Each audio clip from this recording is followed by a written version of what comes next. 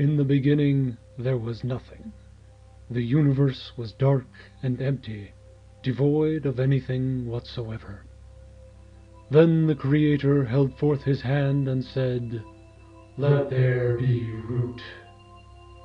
He created the heavens and the earth, and then created a second, better earth on the other side. He created the factions, but only the good ones, and to govern these factions he created a set of perfect laws that would never, ever change. Blessed among all factions were the lizards, the most beloved of the Creator, who were made without flaws. And as the Creator gave his factions unto the world, he realized that the heavens were not large enough to fit his beloved children, who would have to wait for a future expansion that could accommodate them. And so he rested, waiting for the day that each of us could finally get good with the lizard cult. They're mean, they're green, they're truly, deeply unintuitive. That's right, ladies and gentlemen, today we're talking about everyone's favorite faction that was by far the most difficult one to learn until the badgers came out, the lizard cult. Hi there, my name's Nevakanezah, and while I've never founded a successful cult, you're more than welcome to send me your money anyway. The lizard cult qualifies as one of those weird factions whose gameplay barely involves direct interaction with other players at all, and whose strategy can be difficult to interpret on your first playthrough. First-time lizard players will look at the faction's powerful conspiracies, low-cost rituals, and plentiful warriors and buildings, and they might reasonably think the lizard game plan involves heavy focus on sanctifying and converting opponents. Sadly, this is not so rewarding as it seems. Concealed behind the ample text of their faction board is the truth. The lizard cult is deeply beholden to the whims of chance, and starkly vulnerable to disruption. Losing a card for every garden destroyed means that each loss is keenly felt, and they require so much infrastructure in order to score that keeping pace with the table is a job that begins literally the moment you select the faction. But fear not, dear believers, there is a promised land for these reptilian roustabouts, and it exists where your scoring has led the table all game, and your gardens are defended by multitudes whose deaths would further accelerate your victory. This is the endgame we seek to create, and so long as your faith in the great dragon remains unshaken, you too can dwell in eternal victory forever and ever. Conditions may apply. He's all powerful, all perfect, all knowing, and all wise, and he needs money. Every religion has its golden rule, but since Root is a war game, that do unto others crap can take a hike. Our golden rule is this: always be scoring. Always be scoring. The lizard cult engine is not one that bursts to victory from behind like those other low-reach factions. The score ritual is one of the most overlooked by newer players. Discarding my valuable cards for only 2 VP? Why would I ever do that? Alas, poor sinner, we do that because it's the only way we're going to win. In fact, in most games we're aiming to get 4 victory points per turn every turn as consistently as we possibly can. Why 4 victory points per turn, you may ask? That's because this is the scoring pace that's competitive while placing the fewest liabilities onto the board. Our gardens are precious, and while boldly sanctifying enemies may seem appealing, it's the lizard cult who's going to suffer most if those are ever destroyed. From the start of the game, our goal is to claim a pair of clearings with 2 building slots as soon as we can, place 2 gardens in each of those clearings, and use those gardens every turn to score victory points. Now those 4 victory points a turn will keep us on pace to win, but not if our opponents get free rein to do whatever they like. We need to make sure we're scoring every single turn, then use the rest of our activity to get in our opponent's way as much as we can. Scoring cards from our hand is the only way we have to reliably gain victory points on our turn. Every other method relies on the outcast, whose status is typically left up to your opponents, but more on that later. But Nev, I hear you mule, outcast and downtrodden in your ignorance. Disgusting. There's more than 2 suits in the game. How am I supposed to score every turn without getting perfect RNG? Tear. Trouble not, my young... Look, just shut up. I'm going to show you something you should have learned a long goddamn time ago. Probably from Nitro Rev. Okay, yes, we all know the joke. Get it out of your systems now, you perverts. Just know that you're all going to Lizard Hell, which is a real place near Winnipeg. As nice as it is to have a ready supply of acolytes, there will always come a time where those bird cards just aren't as valuable to us anymore.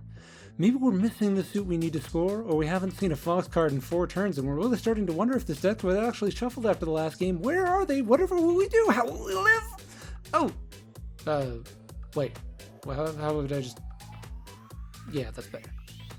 Dominance swapping is the term for exchanging the cards in your hand for dominance cards that have already been discarded. You may already be able to see where this is going.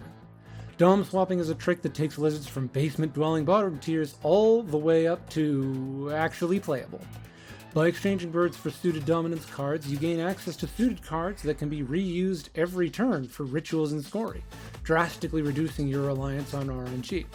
Not only are dominance cards always available and immune to being reshuffled, but discarding the outcast every turn means that you always get to retrieve the Dom cards before anyone else. This great power comes with a great problem, however. You have to safeguard those Dom cards from the other players who might deny them to you.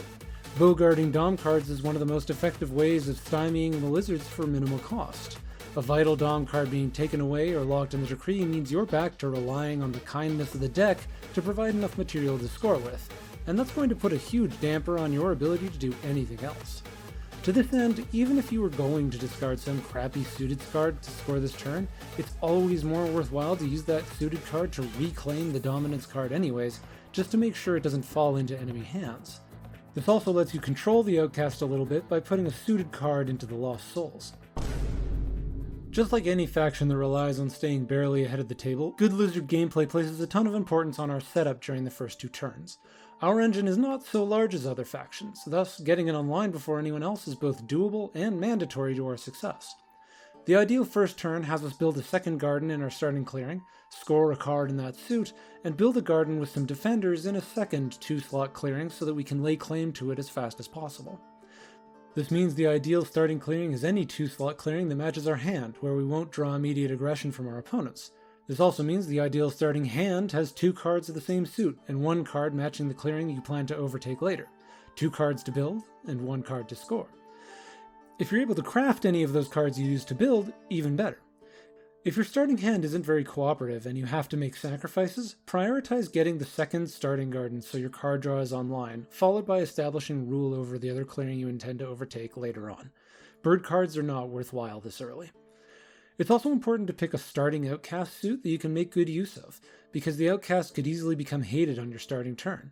Getting a tied outcast is actually really likely from round to round, so your choice of starting outcast is often the outcast you'll have for most of the game. Starting with a hated outcast is obviously less likely if you're later in turn order, but we would rather make good use of any crafting and conspiracy opportunities as early as we possibly can. As a side note, by far the most common misconception about lizards among new players is the idea that they can use all of their crafting pieces on each turn. This often leads to players believing that the lizards are very overpowered. Sadly, lizards can only craft using the gardens matching the outcast suit. So long, tax collector. Sadly, it was never meant to be. If you're playing the game with standard setup rules, then I'm sorry, little one. You're already starting the game with a huge handicap. The mountain map is the only map with multiple double-slot corner clearings, meaning that you have to overtake 2 double-slot clearings from scratch, while your useless starting garden creates an ongoing liability for the rest of the game.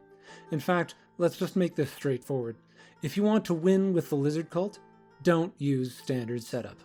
You're going to start from behind with a faction that can't afford it, and convincing your table to use a house rule allowing lizards to use ad set rules over any other faction is a better use of your time than trying to make standard setup work. Just know that for the rest of this guide, I'm going to assume that you're using ad set by default. Lizards received one of the largest setup buffs that ad set provided to any faction, and these changes not only allow us to start in a better location with better tempo and fewer weaknesses, but it also gave us some starting acolytes we can use to take over the second clearing we're going for faster. So, just how big a difference is ad set, really? Well, here's the list of what changes. First, we placed our first garden anywhere we like, that's not adjacent to an enemy homeland. So long, useless single-slot corners. Instead of placing 1 warrior in each adjacent clearing and feeling sad if we lose out on a starting warrior, we now divide 3 warriors equally among all adjacent clearings. We start the game with 2 acolytes as well, meaning that we can immediately perform conspiracies. Now, you may be wondering to yourself what the best way to use these starting acolytes would be, and the truth is that there isn't really a wrong answer. but I can offer some suggestions. Converting any enemy warriors in the second clearing you plan to take over to place gardens would be my first pick. This way you swiftly establish rule and some defenders for your new garden, while gently pissing off your opponents. Because our Lord and Savior Adset gifted us the freedom to begin anywhere, we now actually have to think about where we want to be. 2 building slots is a necessity, of course, but here's some other things to take under consideration, as well as some suggestions for each map. Firstly, setting up in a choke point can make you optimally irritating, but it comes with the caveat that opponents can call your bluff and burn down everything you love. Conversely, setting up well out of the way makes you much safer, but exerts far less agency over the game state. Thus, when opponents do come after you, they'll arrive at a time of their choosing and at greater strength. Having garden clearings adjacent to one another means that they can reinforce one another, and more effectively block passage for enemies. It also means that factions looking to destroy your gardens have far less ground to cover, and may be able to use their wretched heathen tokens to destroy our homes without generating acolytes. Remember, my children, if it's square, it's playing fair. If it's round, to hell it's bound. Overall, I recommend the following starting clearings for each map, with the most important factor being whether the clearings match your hand.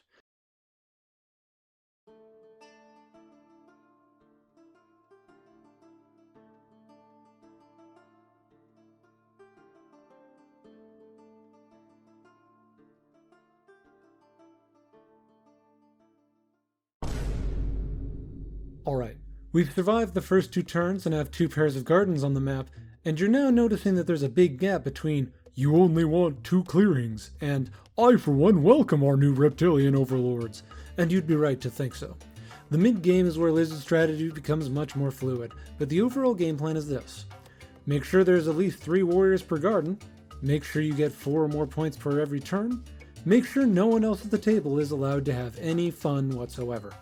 Sounds simple, right? Well, not quite. But I have good news and bad news. The good news is that we have some huge problems to overcome. The bad news is that I lied about having good news. The problem is that while our reptilian god is all-powerful, our reptilian faction is far, far from it. On the average turn, we have all the political agency of a million-signature-change.org petition to cancel student loans. This limited agency comes from a few main factors. Firstly, the outcast, which dictates both our conspiracies as well as our ability to craft. To say that this feature locks half our faction's abilities behind random chance would do it a disservice, because random chance doesn't intentionally give us the worst possible outcome whenever our opponents want that to happen. We are virtually powerless to manipulate the outcast ourselves. It takes 2 rounds for it to change to a hated suit, and it often tends to remain on the same suit most of the game, which our opponents can then easily avoid. Lastly, we can't directly act against our opponents without acolytes, which we only gain when our opponents choose to battle us, and which we can only spend effectively if opponents allow us. Even when we do have a glut of acolytes, they're spent at a rate far higher than they can be replaced, meaning you'll generally only get to make good use of them once or twice per game. The second cause of our limited agency, not only are our rituals weak, but they're also random. It's tempting to think that revealing cards to take actions is a pretty low cost to pay, and you would be correct, because you're getting what you pay for. Ultimately, the lizards have 5 daylight actions. In an ideal world, we're using 3 of those actions to score every turn, with recruiting and sacrifice just barely qualifying as an excuse to reveal the cards in the first place so that we don't get bored. Effectively gumming up the works for our opponents means making it difficult for them to rule. We don't want to sanctify for this, however, because losing gardens is more expensive to us than it's worth. Instead, we're forced to rely on slow ritual recruiting to overrule key areas, and opponents with the freedom to freely move their own troops won't find it very difficult to stay ahead of you. Our rituals are very dependent on whether we draw the cards we need in the first place. In fact, you're going to want to get used to the notion that you're going to draw the worst possible combination of cards every turn. How do we mitigate these problems, you may ask? Well, that's the neat part. You don't. The immersive fantasy of playing the lizard cult involves praying to RNGesus and leaning into whatever hand you're dealt each turn. Regardless of how strong your lizard game plan may be, the truth is that any lizard win owes a good part of its success to good table talk and plain old blind luck, 2 things that no guide can adequately prepare you for. If you cannot build, craft, or score with your hand, then we want to have a plan for how we're going to make use of those cards. After all, if our opponents were dumb enough to feed us free acolytes every time we wanted, we wouldn't need a strategy guide, would we? Consider this example. When using leftover recruiting, take a look at the board state and consider what your opponents want to do. Do some of them need to battle on their turns, and you can use that to generate reliable acolytes? Are others looking for open space to place tokens, or buildings, or establish rule, and your presence in those clearings would make those actions more expensive? Does their turn actively rely on ruling specific clearings, and you can obstruct this? Is there a choke point that they need to bypass in order to succeed, and keeping them contained behind that choke point would be valuable to you in the long term? These are places where your recruiting can create value by challenging another player's game plan. In most cases, it will take multiple turns for your recruiting to create a coherent threat, so early, focused recruiting in these clearings is far more valuable than spreading your attention around. Due to the fickle nature of the outcast, we can't always guarantee that we'll be able to battle threats to our gardens when we need to. Having recruits in the adjacent clearings to our gardens means that we can defend ourselves no matter the outcasts so long as we have a couple acolytes available. While we do want to have defenders for our gardens, we don't want to focus too many of our actions on defense when opponents will just chew through any number of lizards if they're committed to stopping us in the first place. 3 warriors per garden is generally a good number. It's enough acolytes to sanctify a new garden, it's quick to set up, and opponents will treat a clearing with 4 lizards exactly the same way they would a clearing with 6. As someone who loves playing crows, nature's beloved garbage children, when I tell you that playing defense is a loser's game, you can take that to the fucking bank. A committed table will destroy 9 warriors or more just to reach 1 piece of cardboard, and you're going to see attackers roll a 3 nearly 45% of the time. It's far better than to use your recruiting offensively and force opponents to deal with you in order to build their engines, rather than praying that they can't do 10 damage with 6 battles. Just like preventing bike theft, the most effective defense is being more trouble than the next guy's bike. Some players like to advocate for eventually having a lizard in nearly every clearing on the board, and I think there's pros and cons to this approach. If those lone lizards make life harder for opponents, then yes, they are easily worthwhile. And I've already explained that they can be useful for defending your gardens. However, distributed recruiting like this comes at the cost of focused recruiting in clearings where it's more productive. After all, starting with a cat in nearly every clearing can slow down your opponents, but rarely do you get the chance to actually use those cats, and you didn't spend 12 actions to place all of them there. I would personally advocate for a mixed approach. If you can't create an immediate problem for an opponent on this turn or the next one, then feel free to put that recruit somewhere it might be valuable later on. Even if you can't outpace an opponent for control of a clearing, the threat of your recruiting forces them to divert warriors that would be more valuable elsewhere. And lastly, having even a small handful of warriors in a 2-slot clearing your opponents need can be very valuable long term. Those 4 seemingly wasted warriors on those citadels become a major problem if you ever find the opportunity to sanctify that clearing, as you now have defenders waiting for the garden. This is an excellent way to set yourself up to have a pair of gardens in all 3 suits, allowing for a blistering 6 victory point per turn pace, more tolerance for unhelpful card RNG, and even stronger card draw with which to curate your hand. Because God likes to do bad things to good people, we're going to end up with bird cards in our hand. This is the Dragon God's punishment for all those times you asked why this video was taking so long, and now you have to deal with it. Because I can already hear your sweaty fingers flagellating upon those sticky keyboards you've anointed with Mountain Dew. No, intentionally holding onto bird cards so you can get more acolytes is not a functional strategy, and never will be. A single suited card gives you a warrior, garden, or victory points now.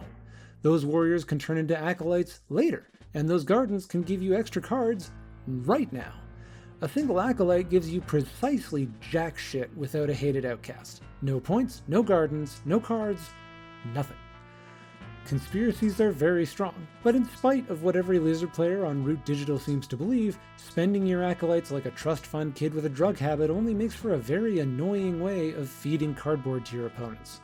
The only reasons you'd really want to choose a bird card over a suited one are either it's an ambush, eerie emigre, or saboteurs, you need it to dom swap on the next turn, or you already have the cards you need to score next turn, and the bird card is easy crafting points.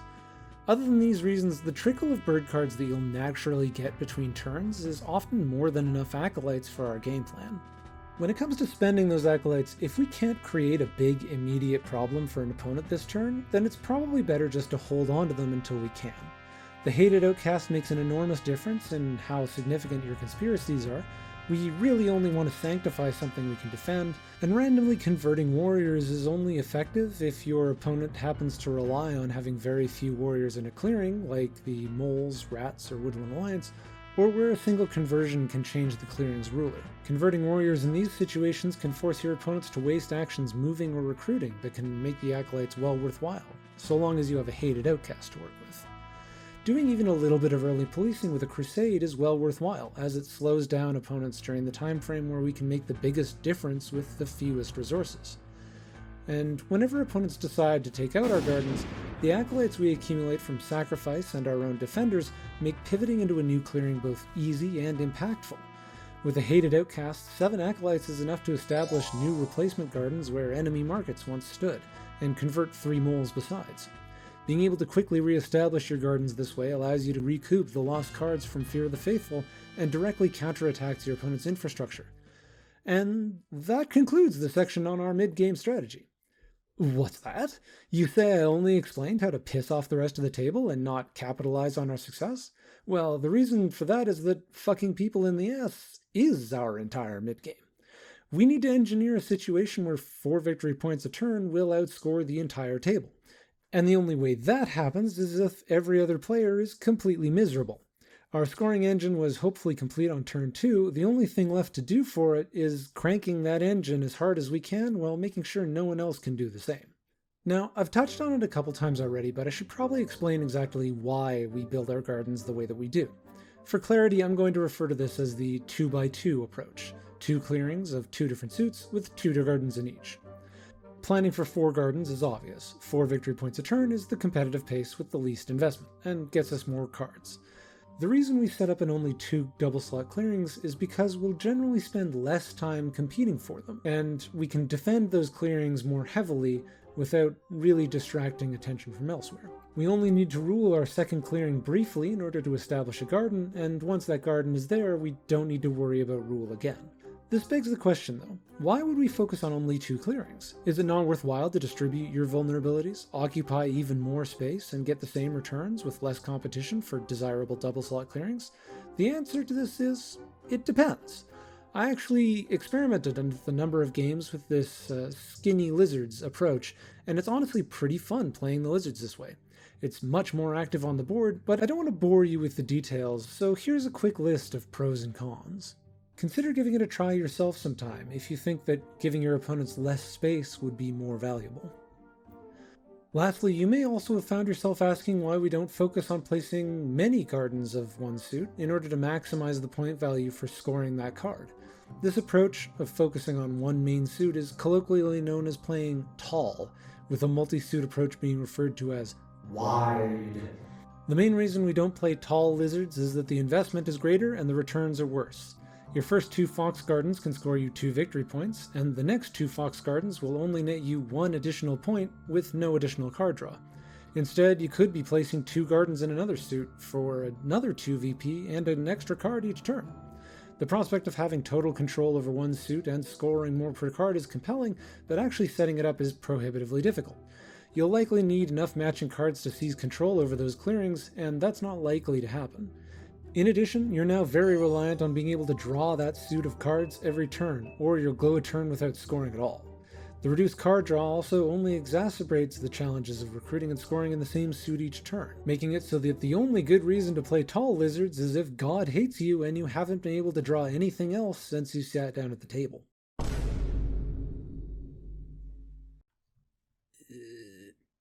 Blessed be your lounge, O lizard player, for thou hast reached yonder range of 25 points of victory.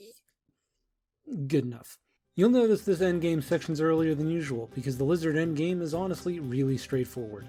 Either we've managed to engineer a game state where no one can win on their turns but us, and the accolades gained by erasing our gardens would only accelerate our victory, or we've earned ourselves front row seats to someone else's victory parade, and if we're lucky, they won't step on us en route to the throne. Our inexorable 4 victory point per turn pace aside, the lizards are actually capable of a little bit of burst scoring if the stars align. Having a hated outcast and several accolades can allow us to sanctify or crusade for some extra points. Sanctifying or building extra gardens can push us into the range of scoring 3 or more victory points for certain suits. And last minute crafting is always a great avenue for closing out the distance between the start of your turn and 30 points. I've seen lizards capable of bursting around 12 victory points on a single turn, a feat few tables will ever see coming. Barring the luck involved in such a burst turn, however, our endgame is just more of our midgame. Score the last points we need to win, and gloat because no one can do anything about it.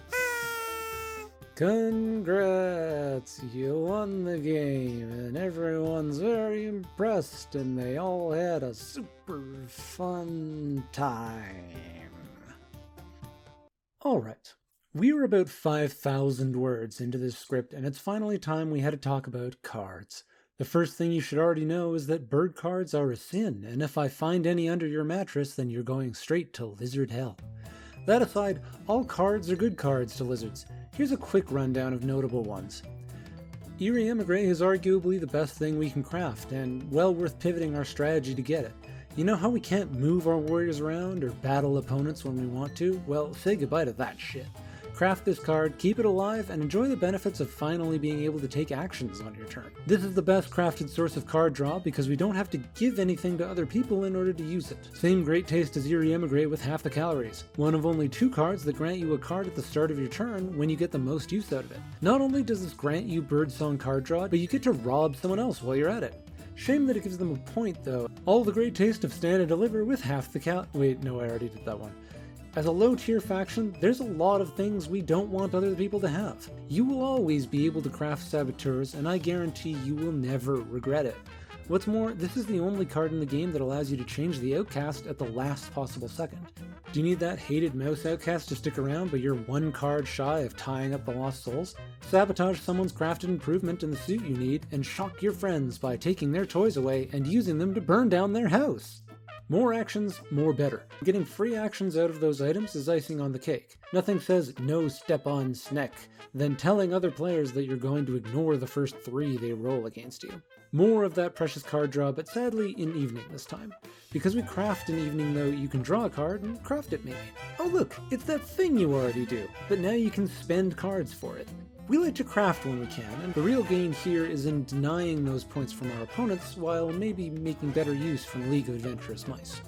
Boy, I hate these goddamn things. We're always 1 build or sanctify away from being able to fire these with our powerful evening crafting. And if you wanted a better way to slow down opponents than recruiting, well, these are definitely it. This sword has 2 edges, however, as getting hit by one of these will not only nuke our hand, but our accolade supply as well. On the dawn of the first day, the dragon god created the heavens and the earth, and also the lizards, and everything was great until all these other assholes showed up. There can be a lot of nuance around how to deal with the other factions. Some of them hate seeing us in the draft, while our experience with other factions can be, as they say in the vernacular, it sucks to suck. Just like Chris Pratt's performance in the Super Mario movie, this relationship is perfectly adequate. Neither of us wants to be bothered early on, and we're both hoping to clog up the board as much as we can. Cats are the #1 faction that will just move in more warriors to outpace your recruiting, and while it's super easy to make their lives difficult early on, you're likely to just create room for someone else to ruin your day by doing so. Give each other some time to get rolling, then start clogging up their sawmills so they don't get too far ahead. In the past, players have told me lizards are the hard counter to birds. Sanctifying roosts and blocking rule is just a free turmoil. I replied to that person that I hope they never lose that pure-hearted optimism, and with my 2 charismatic bird recruits and 4 battles, I forced the lizards to start their next turn with 0 cards in hand. Lizards can be a big pain in the ass for birds, but a well-built decree has the momentum to overcome our resistance unless we know exactly how and where we can turmoil them. As far as leaders go, Despot will generally ignore us but outscore us. Charismatic has enough battles to destroy virtually anything, but they really don't want to feed us acolytes if there's a risk we might turmoil them. Commander can bust gardens like no one's business, but converting warriors will cripple them. Also, Builder is here.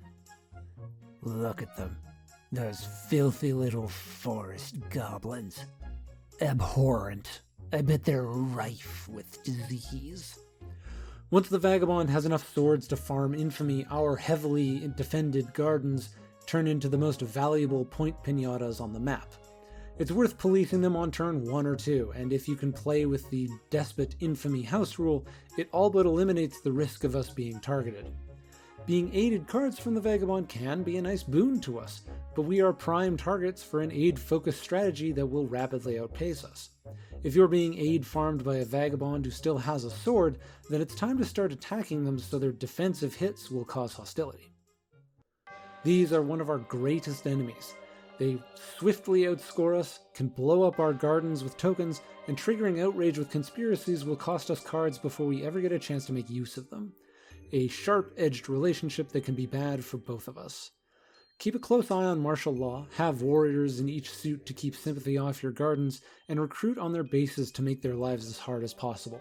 Sanctifying a base is obviously a good reply, but if you can't remove the sympathy token itself, don't be surprised if they just revolt you right back.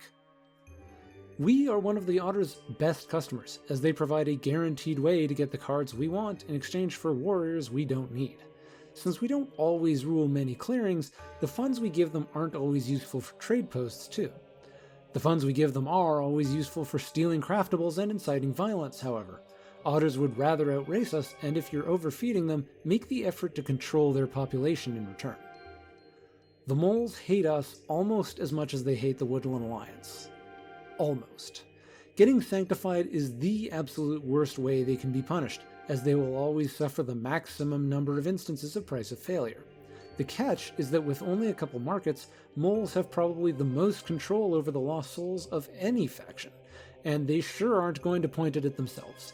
Bullying the moles early and often pays off. Converting the lone moles they use to sway will constantly tax their actions, and keeping their warrior count under control ensures that they won't hit a critical mass that can be used against you.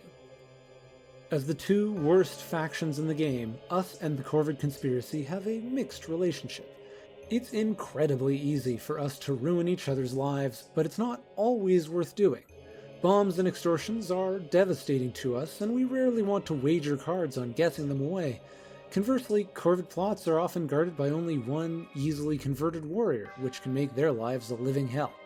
Unless the crows are actually threatening a win on their turn or plotting on your gardens, you can actually get away with completely ignoring them if you like.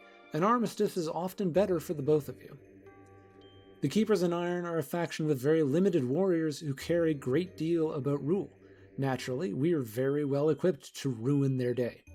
Read their retinue and clog up the clearings they plan to delve in order to generate easy acolytes and confound their efforts. Then convert their warriors and sanctify waystations to lock them in and cost them cards on recruiting.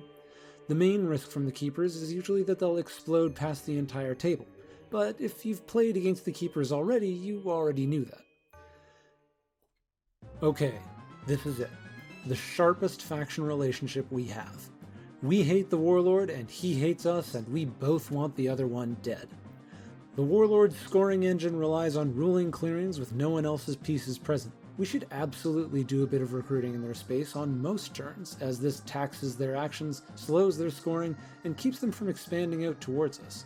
If you can use the resulting acolytes to convert a rat instead of recruiting, great. If you can convert a rat and recruit more warriors there just so you're even more expensive to remove, even better. One catch here is that you might be keeping the Warlord in Lizard Jail while the rest of the table happily outraces you. Just because you're the best at something doesn't mean you should be doing it for free. If we can slow down the Warlord so easily and get acolytes, then isn't this just a winning matchup for us? Well, you might be overlooking the fact that the Warlord happens to be exceptionally good at wars. The Warlord has two main tools that he can turn against us. The first is good old-fashioned violence. A warlord player who's tired of cleaning lizards out of his cupboard might eventually realize that the source of those lizards is not the sugar spilled all over his floor, but the cards in your hand. One of the most effective ways to put a stop to your recruiting in their space is for the warlord to annihilate your gardens until the problem goes away. But at least we'll get acolytes out of it, right? Well, that's where the second tool comes in. Mob tokens. If it's round, to hell it's bound has never been more poignant. At the start of the warlord's turn, these little bastards will destroy all enemy cardboard in their clearing. No battles, no arguing, no nothing. A warlord player who truly wants to ruin our day as effectively as possible will park a ball of angry rats right on top of our gardens and sit there, possibly with the stubborn mood just for good measure. Unless we can overcome all of that, the mob token will then destroy our gardens and give us 0 acolytes in return, leaving us with a pile of useless warriors in an irradiated clearing until the mob and surrounding mobs are finally gone. Overall, this relationship is really brutal on both sides, but I would argue that a proactive warlord player can win the matchup every time. I would suggest that we get in the warlord's way, maybe luring him towards our other opponents, and try to avoid being the only person giving him problems. And that's the Lizard Guide. I'd like to thank all of you for watching to the end and waiting for me to publish this, and I hope it's made this very eclectic faction just a little bit easier to understand. Feel free to hit all that fat algorithm bullshit. I'll see you all next time, and until then, be good to each other.